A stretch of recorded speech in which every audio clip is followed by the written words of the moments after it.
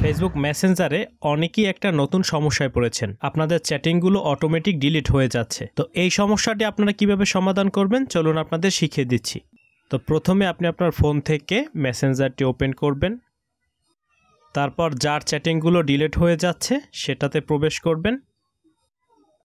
তারপর উপর থেকে আই বাটনে ক্লিক করবেন। তারপর একটু স্ক্রল করে নিচের দিকে চলে যাবেন। তারপর এখান থেকে ডিসঅ্যাপিয়ারিং মেসেজ এটাতে ক্লিক করে দিবেন। তো দেখুন এটা কিন্তু আপনাদের অন রয়েছে তথা 24 আওয়ার্স সিলেক্ট করা রয়েছে।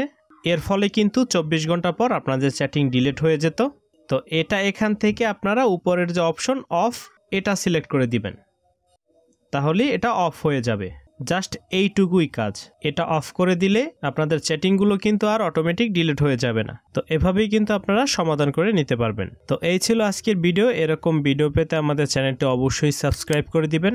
ভিডিও ভালো লাগলে অবশ্যই লাইক দিবেন। কোনো প্রশ্ন থাকলে কমেন্ট বক্সে জানাবেন এবং শেয়ার করবেন। ফিরছি নতুন কোনো ভিডিওতে। Till then take care.